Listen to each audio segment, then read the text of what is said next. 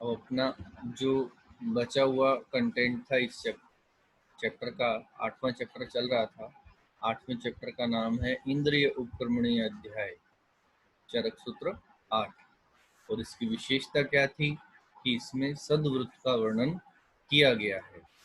अब यहाँ तक अपन ने लास्ट लेक्चर में पढ़ लिया था। इसके बाद अपन देखते हैं सद्वृत्त के वर्णन के फायदे क्या होंगे।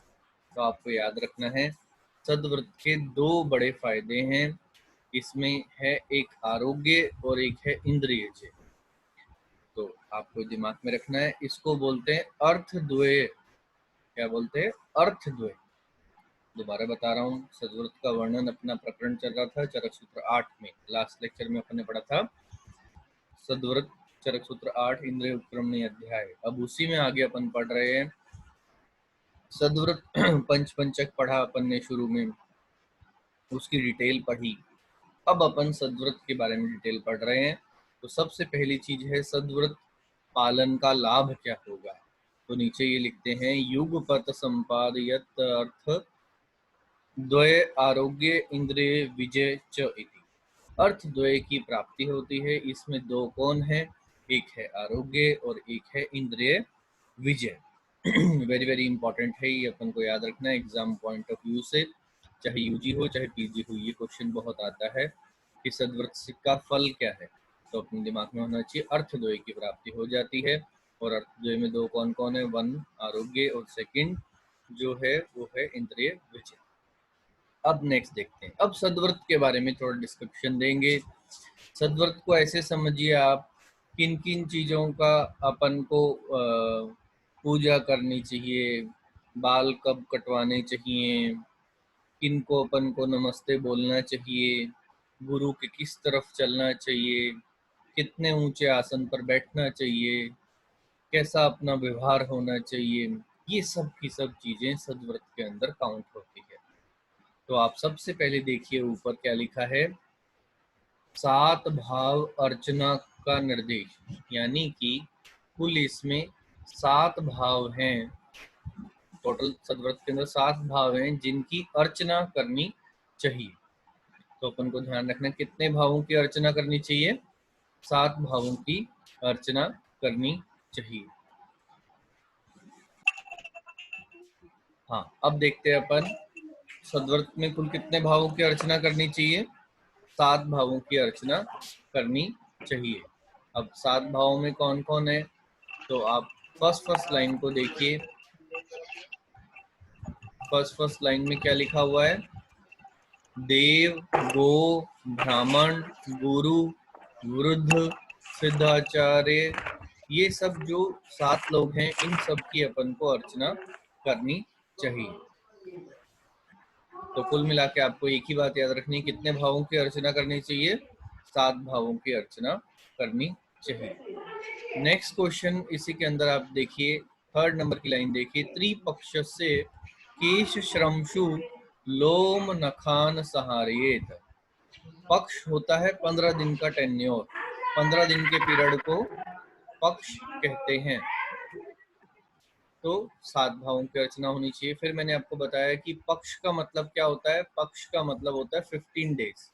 क्या मतलब होता है पक्ष का? पक्ष का मतलब होता है 15 डेज। और पूरा क्या लिखा है शब्द? पूरा शब्द लिखा है कि त्रिपक्ष से केश शमशु लोम नखान सहारिये।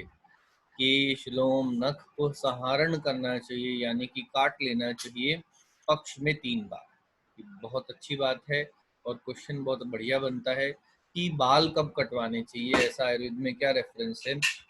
तो बाल नख वगैरह को संभाल लेना चाहिए 15 दिन में 3 बार। एक आप चीज और नोट कर लीजिएगा, यहाँ ऊपर लिखा हुआ है, एक आचार्य थे, आचार्य शारपाणी। ये शारपाणी जी ने क्या रेफरेंस दिया कि 3 माह में एक बार शोर कर्म करना चाहिए। शोर कर्म यानी कि बालों को सहारण में, बालों को संभालना चाहिए। ये थोड़ा सा अलग रेफरेंस है, लेकिन बड़े एग्जाम्स में, कंपटीशन एग्जाम में ये पूछ लिया जाता है, अपन को ध्यान रखना है। और ये जो शारपाणी जी हैं, ये हर जगह, काफी जगह, 3-4 जगह उल्टा पुल्टा बोलते हैं, जो नॉर्मल चीज है उससे उल्टा। तो चरक के अनुसार सुश्रुत वाग्भट को आपसे पूछ ले तो पक्ष में 3 बार, लेकिन शारपाणी के अनुसार 3 माह में एक बार शोरक्रम करना चाहिए। फिर नेक्स्ट देखते हैं अपन ऊपर से क्या लिखा हुआ है ये।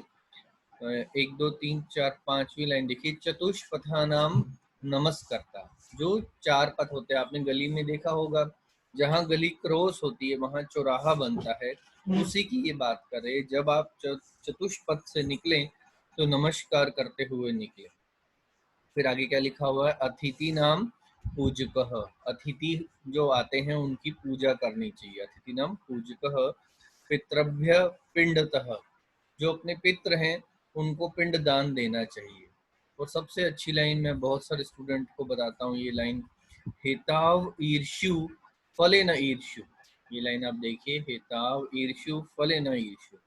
मान लीजिए फॉर एग्जांपल आप ही का कोई कंपटीटर है स्टूडेंट, और आप चाहते हो कि आप उस जैसे बनो, या आपको लगता है कि वो बहुत इंटेलिजेंट है, बहुत अच्छा परफॉर्म कर रहा है, तो आयुर्वेद में क्या निर्देश दिया गया, उसके आप हेतु में ईर्ष्या करो कि वो डेली पढ़ता है, कुछ भी हो जाए, चाहे होली हो चाहे दिवाली हो, वो स्टडी जरूर करता है।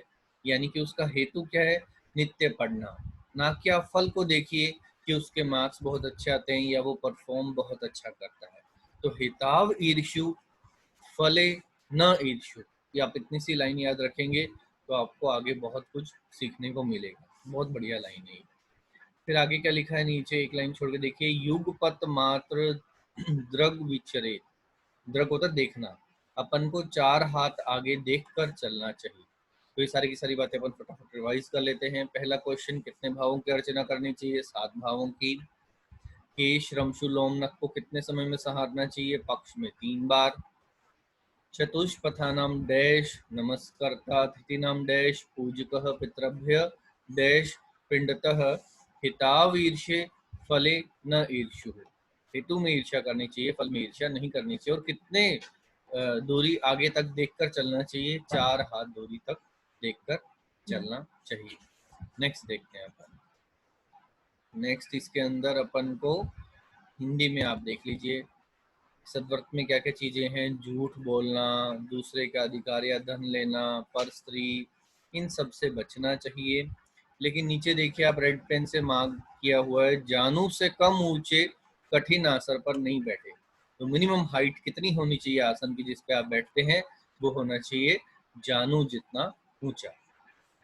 फिर इसी में एक और चीज आगे आप देखिए, लास्ट में क्या लिखा हुआ है, ये 3rd लाइन पढ़िए नीचे से, पूज्य देवता गुरु आदि वे मांगलिक पदार्थों के दक्षिण भाग में होकर तथा अपूज्य अमंगलकारी वस्तुओं के वाम भाग में होकर न चले। दोबारा मैं पढ़ता हूँ, जो पूज्य देवता हैं या फिर आपके गुरु हैं, उनके आप दक्षिण भाग में होकर नहीं चलना चाहिए, और अपूज्य चीजें जो हैं उनके लेफ्ट साइड में यानी कि वाम भाग में होके नहीं चलना चाहिए। तो इसको आप शॉर्ट में ऐसे याद कर सकते हैं कि गुरु जी के राइट में नहीं चलना है।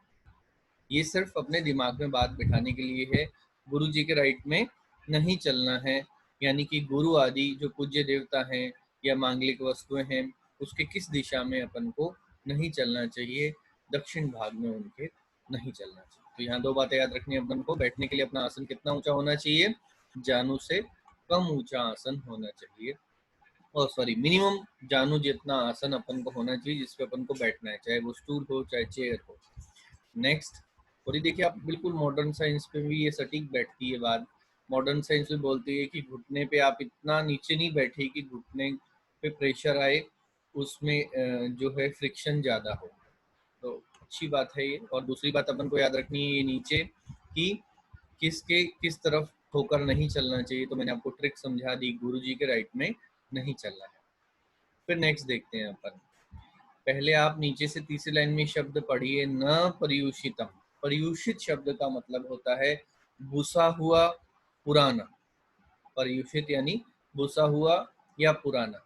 जैसे मान लीजिए रात का खाना है, सुबह तक आप उसको बोलते हो ये तो पुराना है, ये बासी हो गया है खाना, बुस गया है, आप कुछ भी ये लेमन लैंग्वेज में बोलते हो इसको। इसकी टेक्निकल टर्म अपन को क्या याद रखनी है, पर्यूषित। ठीक है, तो पर्यूषित का मतलब आपको समझा दिया। आयुर्वेद में पर्यूषित चीजों का निषिद्ध किया गया, लेकिन कुछ एक्सेप्शन हैं जिनको अपन पर्यूषित खा सकते हैं। जैसे अब लाइन क्या है, न पर्यूषित, पर्यूषित नहीं खाना चाहिए अन्यत्र, इनके अलावा कौन कौन सी चीजें हैं, मांस, हरितक, हरी तक यानी कि हरी शाक, शुष्क शाक, फल। तो अपन को याद रखना है अपन कौन कौन सी चीजें पुरानी खा सकते हैं, तो आप इसको ऐसे हिंदी में भी याद कर सकते हो आपको करना हो तो। कौन कौन सी चीजें हैं, एक तो ऊपर है क्या मांस, एक हरितक, एक शुष्क शाक और एक फल। ये सब आप पुराना खा सकते हो।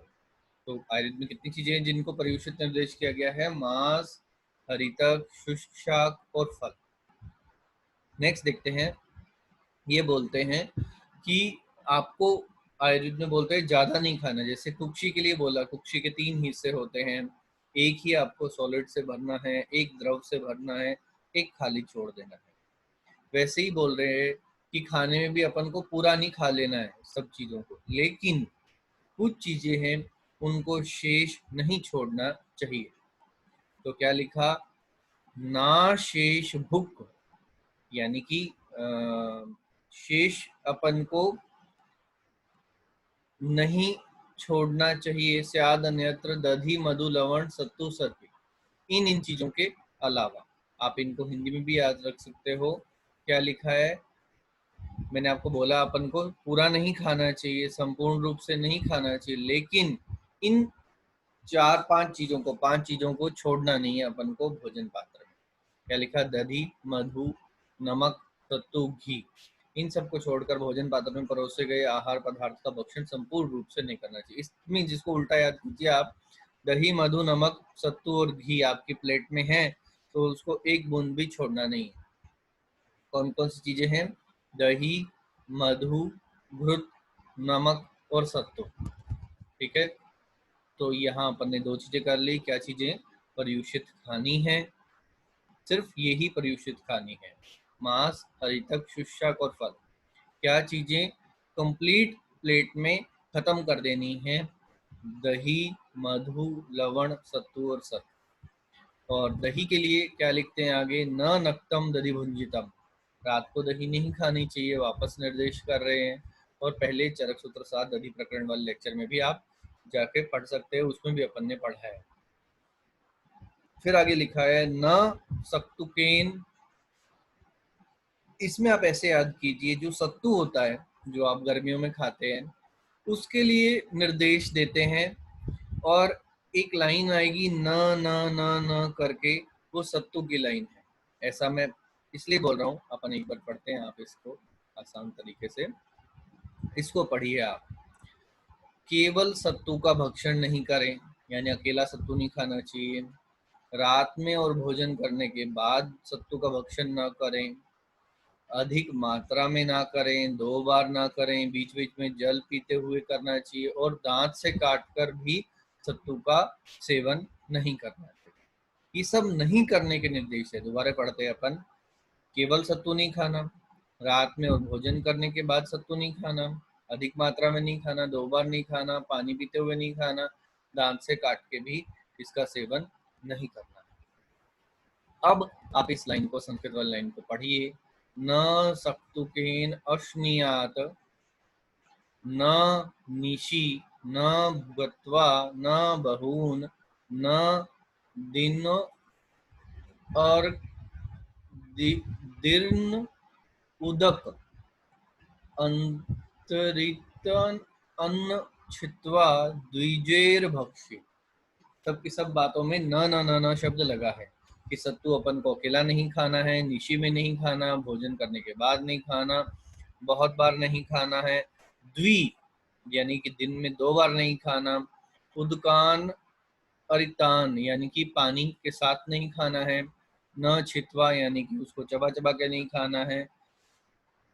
तो सारी की सारी बातों के अंदर क्या लिखा हुआ है, न न न न न न। तो ये वाली लाइन आपको ध्यान रखनी है, ये सत्तू के लिए लाइन है। अब एग्जाम में क्या करता है, यहाँ न सक्तुके इनको तो खा जाएगा, लिखेगा न अश्निया न निशी न भुक्त्वा न बहून न द्वि न उदकान। तो ये अपन को ध्यान रखनी है बात कि ये सब की सब बातें किसके लिए है, ये सब की सब बातें सत्तू के लिए कही गई। फिर नेक्स्ट देख लेते हैं अपन।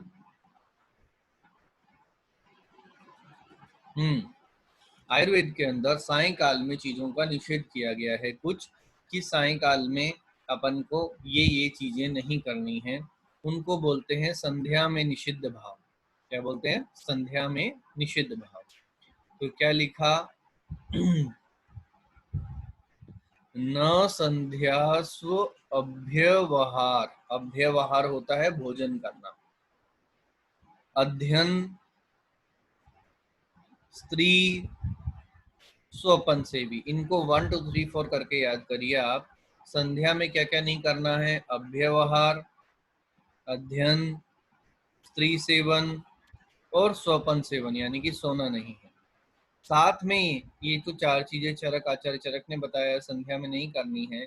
इसके अलावा एक और याद कर लीजिए, गमन। ऐसा करके भाव प्रकाश ने बोला। तो आप ऊपर देखिए यहाँ पर क्या लिखा हुआ है। भाव प्रकाश के अनुसार संध्या में निषिद्ध भाव कितने हैं? 5 हैं। और ये निर्देश किसने दिया है? भाव प्रकाश ने दिया है। 5 कौन कौन से हो गए? भोजन करना, अध्ययन करना, स्त्री सोपन करना, और स्त्री सेवन करना, और सोपन यानी कि निद्रा लेना। स्टूडेंट बोलेंगे अच्छा है, शाम को पढ़ाई नहीं करनी है। वैसे भी सारा दिन नहीं करते और शाम का तो लिखा हुआ है कि करना ही नहीं। तो ऐसा जो है आपको दिमाग में पिक्चर बनानी है। 5 चीजें शाम को नहीं करनी है। अव्यवहार, इसको आप अव्यवहार शब्द को तो हमेशा आप याद रखते ही होंगे, फिर भी याद रखिए भोजन करने को बोलते हैं। और अध्ययन, स्त्री सेवन, स्वपन और गमन, ये 5 चीजें अपन को सद्व्रत के अकॉर्डिंग नहीं करना है। ठीक है, हिंदी में भी आप पढ़ सकते हैं। संध्या के समय अपन को खाना नहीं खाना, पढ़ाई नहीं करनी, मैथुन और शयन यानी नहीं करना, गमन भी नहीं करना। फिर देखिए आप क्या लिखा है। बस एक संदर्भ याद रखना है, आप हिंदी में पढ़िए इसको। ऊपर से 3rd लाइन, अपनी बुद्धि इंद्रियों पर अधिक भार न दे। क्या लिखा है? न बुद्धि इंद्रियाणाम अति भारम आधद्यात। तो अपन को ध्यान रखना है, बुद्धि पर ज्यादा भार नहीं देना। सर बोलते हैं पढ़ाई करो पढ़ाई करो, ऐसा कुछ भी नहीं है। ऐसा कहाँ लिखा है? आचार्य चरक ने ऐसा चरक सूत्र 8 में लिखा है। कुल मिला के प्रेशराइज नहीं होना चाहिए, ऐसा मैसेज देने की कोशिश कर रहे हैं। तो न बुद्धि इंद्रियाणाम अति भारस्माद्यात्, कहाँ का रेफरेंस है? ये रेफरेंस है चरक सूत्र स्थान 8 का। ये संदर्भ अपन को याद रखना है। तो चैप्टर के लास्ट में, इससे पहले आप ये देखिए, ये लाइन पढ़िए। ब्रह्मचर्य, ज्ञान, दान, मैत्री, कारुण्य, हर्ष, उपेक्षा, प्रश्मः परश्च स्यादिति। ये चीजों करने के लिए स्यादिति हमेशा तैयार रहते हैं, तत्पर रहते हैं। ऐसा उपदेश करना किस चीज से रिलेटेड है? ये किस चीज का प्रकरण है? आप ध्यान से पढ़िए, इनके नाम हिंदी में पढ़िए एक बार। ब्रह्मचर्य को फॉलो करना, ज्ञान प्राप्त करना, दान, मित्रता, दया, हर्ष, ये सब की सब चीजें अपन ने सद्व्रत के प्रकरण में पढ़ी है। तो इस लाइन का संदर्भ अपन को याद रखना है। ब्रह्मचर्य, ज्ञान, दान, मैत्री, कारुण्यम, हर्ष, उपेक्षा, ये सब कहाँ है? ये सब की सब सद्व्रत के अंदर है। एकदम लास्ट में अपन पूरा एक बार रिवाइज कर लेंगे, फटाफट क्विक रिवाइज कर लेंगे।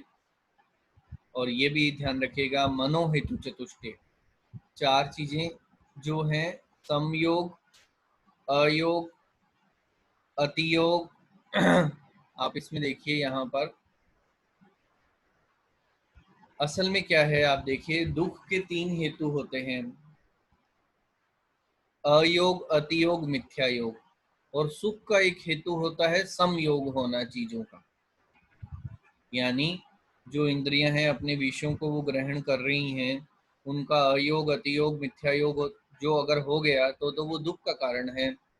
और उनका संयोग हो गया तो वो एक अच्छा सुख का कारण बन जाएगा। तो कुल मिला के 4 चीजें हैं, इनको बोलते हैं मनोहेतु चतुष्टय।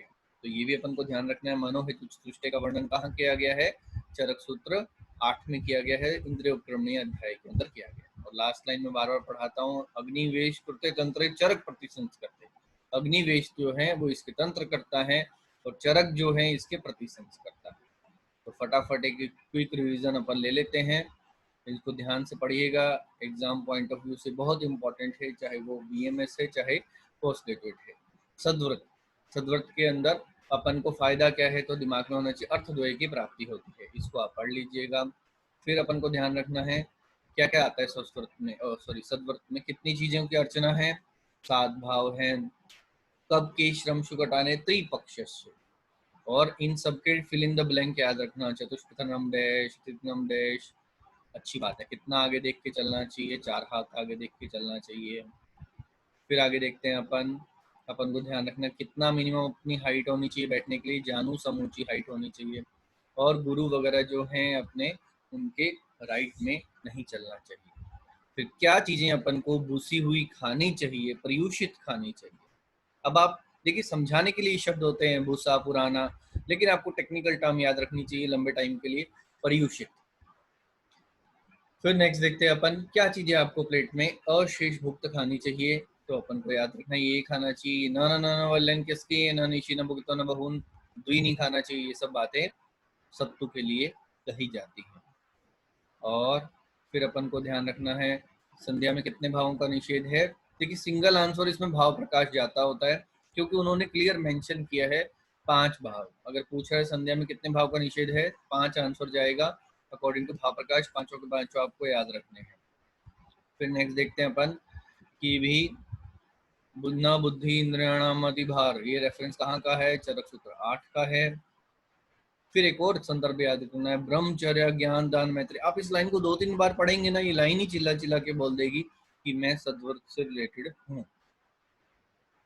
और उसके बाद आप देखिए नीचे मनोहेतु चतुष्टय, इसका रेफरेंस अपन को याद रखना है, ये कहाँ पर है ये याद रखना है, और लास्ट लाइन तो है ही। तो अगर आपको ये कंटेंट बढ़िया लगता है तो इस कंटेंट को शेयर करें। Thank you.